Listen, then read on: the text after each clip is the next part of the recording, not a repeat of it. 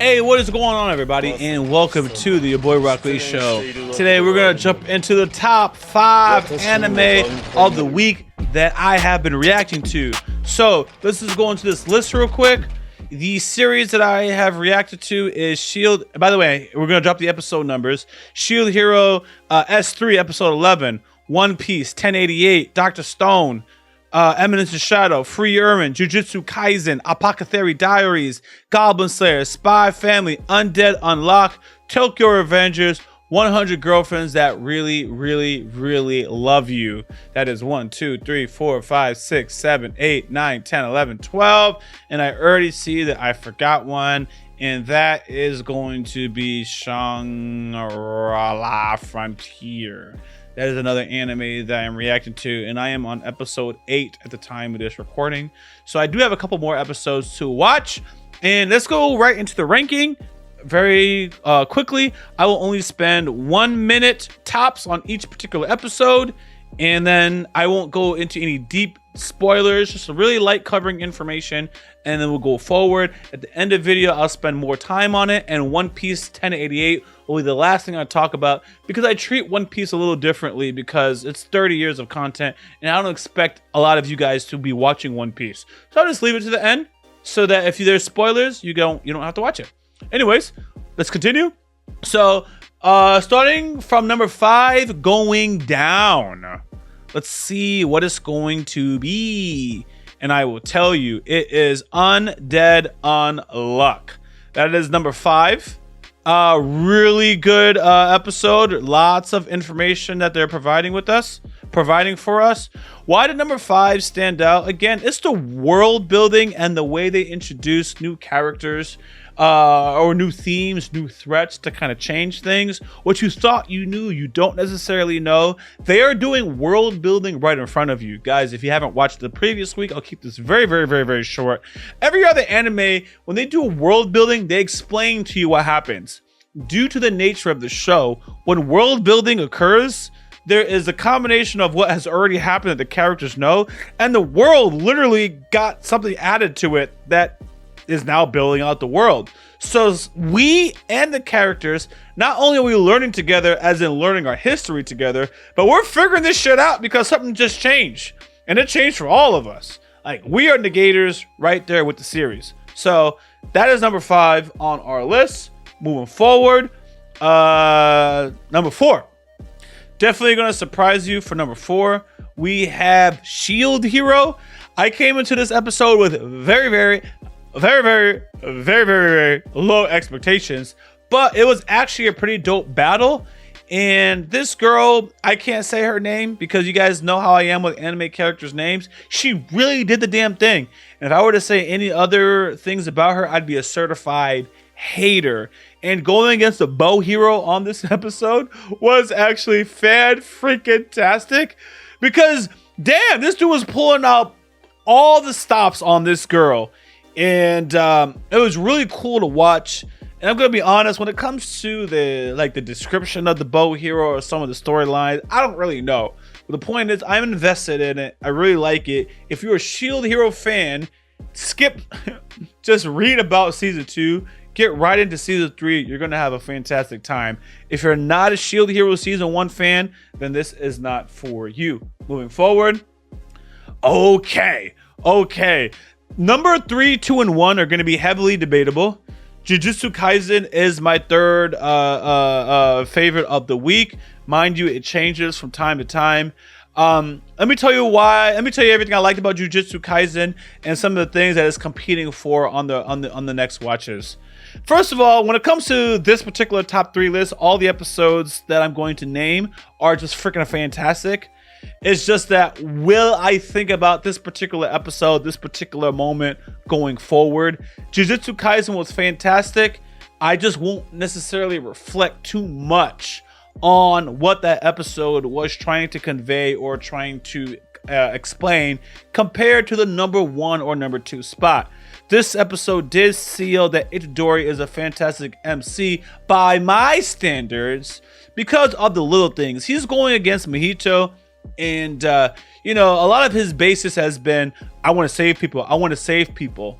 And with Mahito, it's fun. He's finally realized, like, you know what? As much as I want to save people, when it comes to you, I just want to kill you. I want to kill you on sight. Whenever I see you, I'm going to kill you. And even if it's 1,000 years from now, I want to run your fade. And the implications of that statement and the fact that he's not on that Naruto Deku tip has really made me excited about the Itadori character. And he hardly said anything the entire episode. And you're like, Lee, why does that excite you? It's because, especially I was picking up boxing for the last 3 weeks. He's just eyeing Mahito as Mahito talks all that shit. And boy, I love Mahito. But Itadori's not talking shit. He's just realizing, he's understanding that he has to stand on business this episode. And sometimes you can't talk or rationalize with the character. You gotta kill him. And Itadori is realizing that. And that's not a reason to like or hate a character. But when it comes to fiction, like, I already know you can't kill people in the real world. I get it. We have laws. But in anime, fuck it. Kill somebody, man. And that's all there is to it. Shout out to my boy Kasaki, who does the damn thing. Now we're going to move on to number 2. Number 2 and number 1 are very close. And what is it going to be? I mean, I know what it is. I'm just trying to find it. Yeah, it's Frieren. Frieren is number 2. I just have some things that are mixing me up. Where the hell? Oh, that's what it is. That's what it is. Hold on. Now we're cooking. Frieren is number 2 because, again, it has the rethink capability going on. Whenever the show gets me to rethink about it more and more, I'm like, this is goated. I really love the Stark and Fern relationship that they got going on, or lack of relationship, but they're getting closer together. It's very, very, very sweet, and it's mature. I just love it, man. Look at Fern. Look at Fern. 29 years after the hero Himmel has gone, she is special. That nape, Stark is looking at her. It's just a beautiful ass story, man. But what really took the cake, it was actually the beginning. Hold on. Thank you. I think it's Scene, the priest. I'm gonna call him the priest for now. I have never in my life seen a priest fight like this. This man pulled out the holy scriptures and started dishing out attacks. That's like, I know I'm gonna sound blasphemy, but I think I would have been a better Christian if Christianity fought like this. It's like, because now when we fight, we gotta be blessed be the man that walketh not in the counsel of the ungodly, hold out a cross, and just repeat that over and over. It would be so different to, and in my church as a Pentecostal, they even talk about prayer warriors. But to imagine a prayer warrior with the Bible and that stuff starts glowing out, and you start fighting demons and all sorts of abominations, that's fire to me.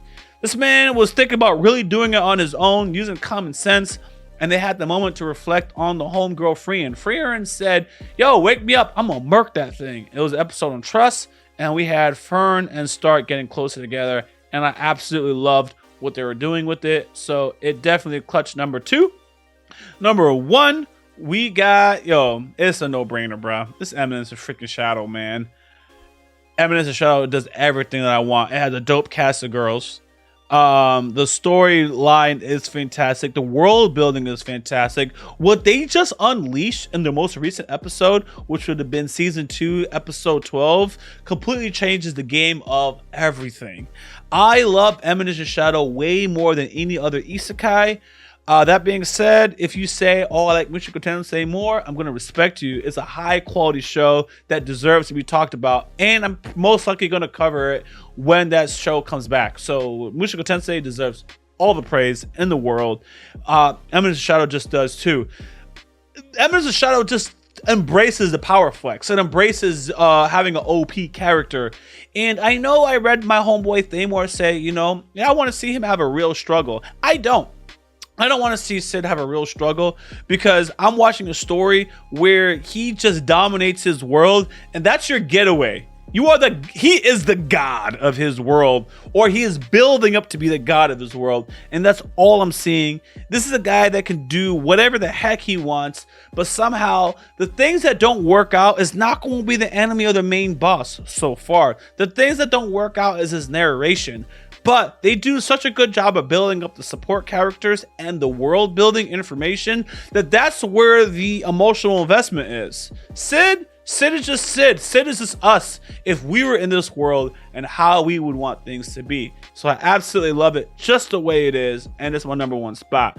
now let's talk about some animes that didn't make a particular spot. Going real quick through it, because boom, we did this in 10 minutes. That's fantastic. So, Dr. Stone, fantastic. I don't really have anything to say about Dr. Stone. It's good. It's good. It didn't make it into my top 5 list. Is it good? Abso-freaking-lutely. Anything else would be a spoiler, so I'm not going to go into it too much. Now we're going to go to Apocetheary Diaries. Apocetheary Diaries, episode 11. Fantastic. I spent so much time in this video talking about it and thinking about it. Why it's not in the top 5 list is simply because I find that the show goes in a circle, but each time you go around the circle, you learn or you have a new epiphany. But I don't really feel like the story is moving anywhere, and I haven't felt like we've moved anywhere for a long time. But we keep getting lessons and interesting points of view, and I think that's respectable, and I think it's a good show. But at some point, it's like the things that they did between like episode 1 through 5, I'm like, oh my gosh, this anime is cream of the crop. They're doing phenomenal things. They haven't done anything in the last 5 episodes to keep pushing it forward. They're getting a lot of interest in particular characters. So my thought is, so once they reveal who's who, what do you have as a mystery? What do you have to draw people in? It's not to say that it's bad. I'm just literally telling you that, like, what is it? Like everything I have, like Undead Unluck is perfect. I'm gonna compare Undead Unluck and I'm gonna compare Apocetheary Diaries. If you're not watching Undead Unluck, it's shame on you. You should watch it. Undead Unluck continues to push the bar, and when you think you understand what this show is about, they push it to a whole new level. In fact, all these shows are doing that in some shape or form. All the ones that made it to my top 5 list. But I really don't feel like Apocetheary Diaries is doing that. But it's fantastic. It's fantastic. The character development, the character mystery is great. So just going here, watching this homie be all emotional. And this girl, Momo, she has no idea why he's emotional, but I think I do.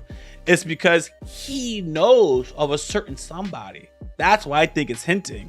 And he can't explain it to anybody. So it's up to us, the viewer, to interpret certain scenes and its significance. So I think it's fantastic. And if it was somebody else, they may have put it in their top 5. I think it's a show that is worthy of being in the top 5. It's just not in mine as of this particular week. But it's a fantastic show. And I absolutely look forward to covering it every single week. What's next? Now we're going to Goblin Slayer. Goblin Slayer is another one. God dang. Goblin Slayer is fantastic. We're slaying goblins. We're doing the damn thing.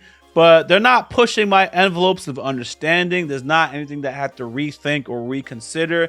It's just a good show, and it executes very well at what it needs to do. So it's not in my top 5, but I do think it's good. And if you're into those type of fantasies or dark fantasies with gore, or you just like cool ass characters, cool ass D&D rules being applied to anime, this is definitely for you. I think it's good.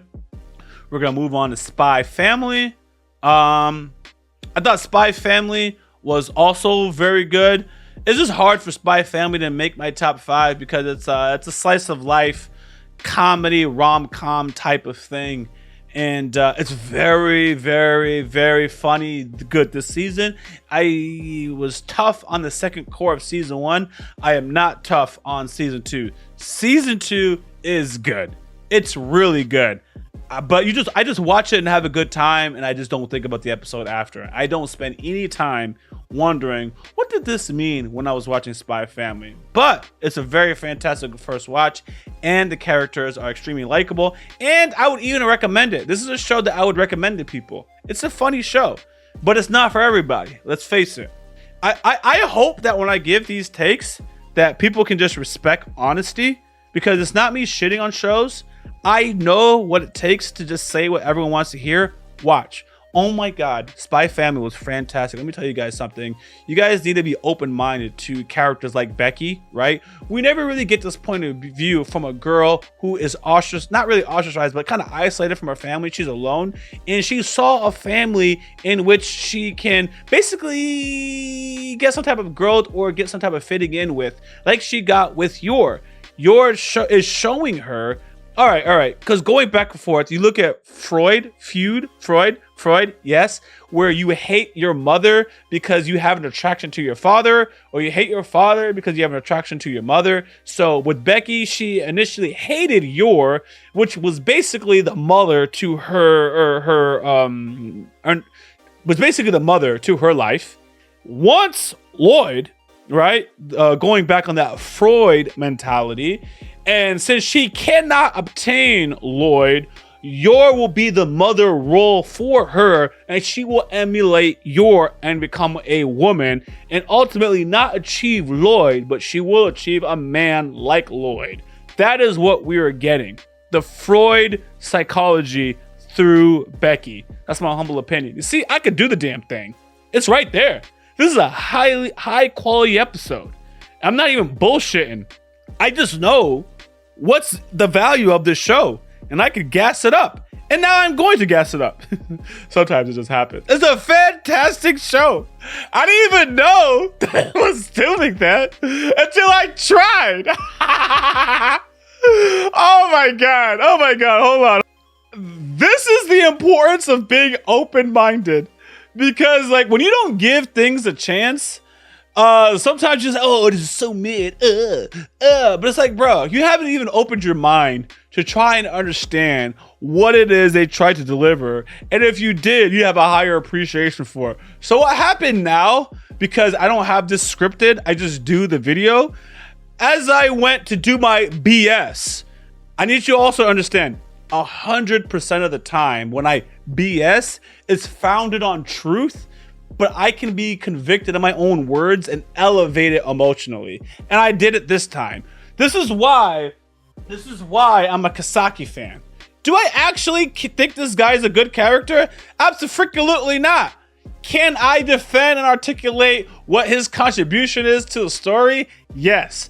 And do I believe my own BS? Yes. So now I'm like, wow, that was a fantastic episode. It is worthy of climbing up my rankings because I don't know if they were trying to do a Freud analogy. If you don't know Freud, 1 second. So, in a girl's psychological development, Freud proposed she first attaches to her mother until she realizes she doesn't have a penis. This causes her to resent her mother for castrating her. This is referred to as penis envy. Because of this, she develops an attachment to her father. I kind of said it a little differently, but my thoughts is she's attracted to her father, hates the mother, and now this is a different definition. But we're not here for Sigmund Freud. We're here for anime. So I'm gonna go back to what I was talking about, but it was interesting. Tokyo Revengers, that is next.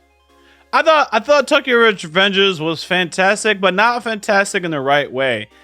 I think Tokyo Revengers is supposed to be a serious show, but I keep seeing a comedy, so I'm enjoying myself. But I don't think I'm supposed to enjoy myself for those reasons.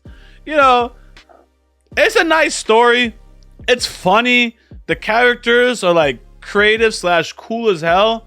It's kind of like how people stop being gangster, or what their definition of gangster is. I don't know about it sometimes. But I do have a good time each time I watch the show. But I don't know about y'all decisions in this show. I just don't know. And that's what I have to say about Tokyo Revengers. And each and every week I enjoy it, and I probably enjoy it more than, y'all not gonna like this, some of the higher quality of shows when it comes to my enjoyment factor. But like, I would not revisit Tokyo Revengers. I would not revisit it. I would revisit Eminence In Shadow.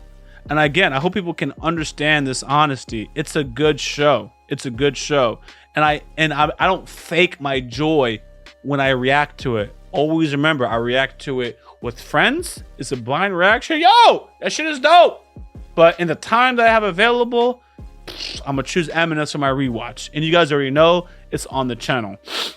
Even Frieren, which is high on my list, it's not a show that I rewatch. It's a show that I think about and I want to know more, but I don't necessarily rewatch. Undead Unluck, believe it or not, I rank Frieren significantly higher over it, but Undead Unluck is definitely a show that you rewatch for obvious reasons.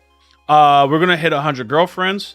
Honestly, I think 100 Girlfriends was fan-freaking-tastic, man. Fan-freaking-tastic.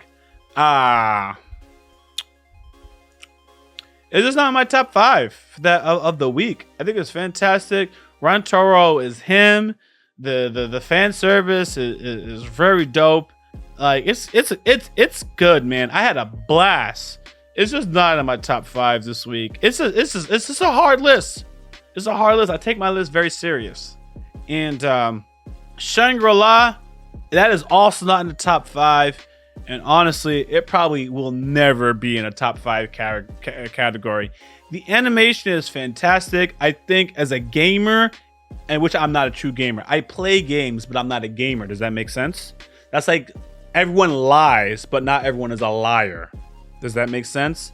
So I game, like I play Fortnite all the time. I think Fortnite is popping right here, right now in front of you. Oh, you can't see it. There it is. Fortnite all the time. Or Epic Game Stores. So I think this is a high quality animation. I think it's good for what it is. I'm not a gamer. I think you gotta be a hardcore MMO gamer to really appreciate it. I gotta say, it also has like little nuggets in there, like Arthur Penn, like the names that they use. Like when you're a gamer, you're like, oh, of course I will name my character like that. They've used like Pokemon references. So when you're watching it and you know enough, you're like, oh, that's funny. I recognize that name, or I recognize that trope. Like they put their whole heart and soul into it. It's a high quality product, but in my opinion, it's best when you are a gamer.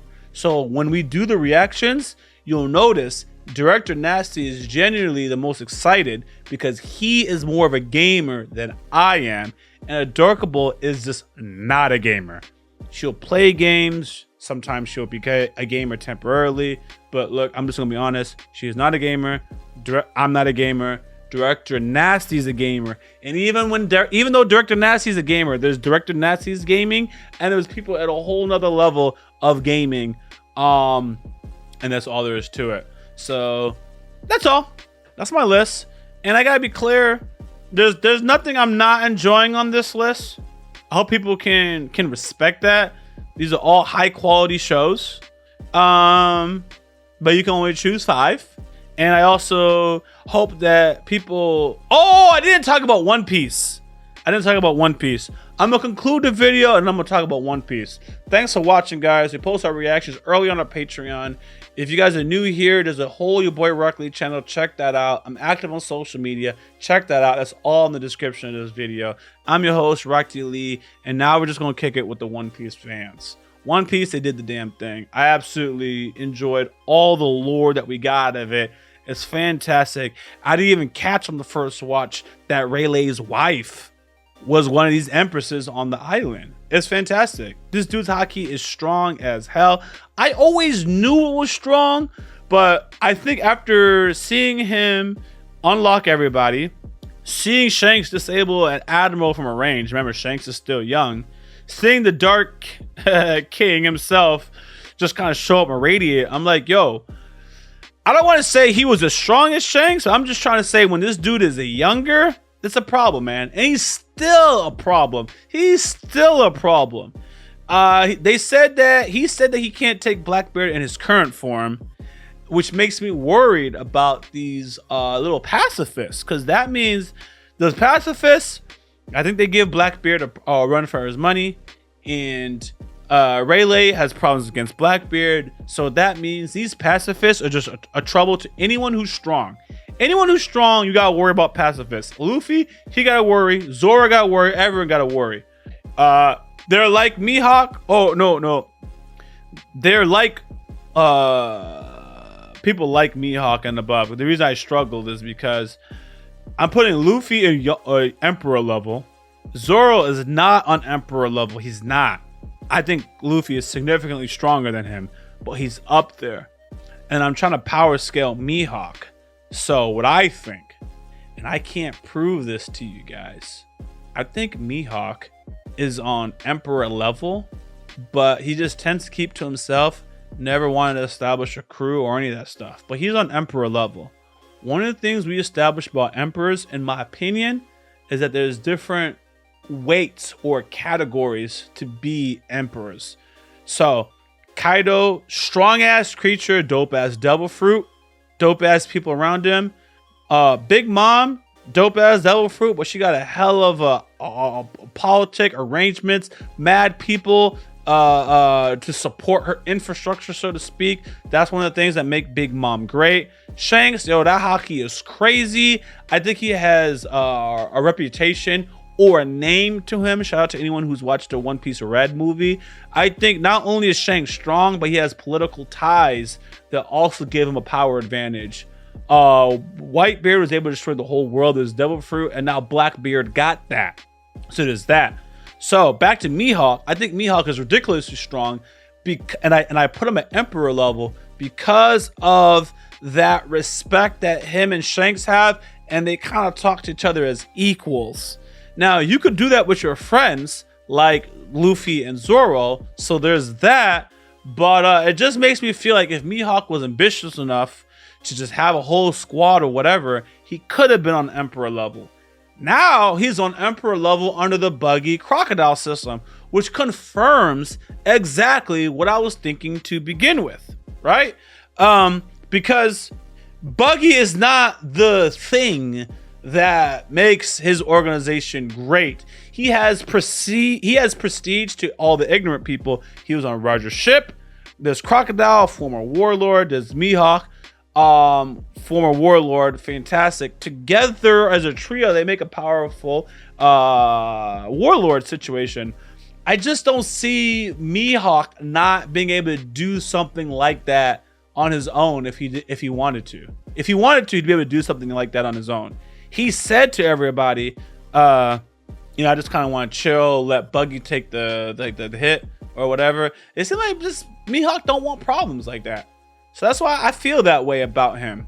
And that's my 2 cents. Crocodile, I'm sure, has gotten stronger, but the fact that Luffy took him out very early in Alabasta, he's a warlord, but I can't respect him like I would Mihawk, because Mihawk was not defeated by Zoro and has not been defeated by any type of scrub, but Crocodile was. So he's definitely lost some points. And one could argue that Crocodile has gotten stronger, but so has Luffy. So I don't really respect Crocodile in the Emperor discussion, but Mihawk has 0 blemishes on his record, therefore I respect him. So all this is to say that the One Piece 1088 episode was fantastic. Yeah, that's it. It was not on the top 5 episodes of the week, but the way I talked about it, it's like it should be.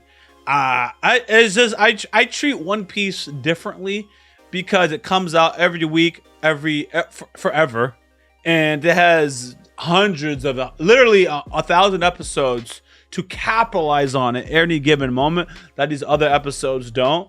So you got to give me something like 3 times as great as the last episode for it to be on a top 5 list. But 1088 was a fantastic episode, in my opinion. But it lost steam on the last half of the episode. Not that it was bad. It was just like, oh my God, to, oh, this is funny. And went from, oh my God, to, this is funny. You see? So that's all. Anyways, a long ass video. If you guys made it to the bitter end, let me know. I'm your host, YaBoyRocklee, and I'm out. And you know I couldn't stop with one channel. Be sure to check out the YaBoyRocklee subsidiary channels in the description of this video. Much love, guys.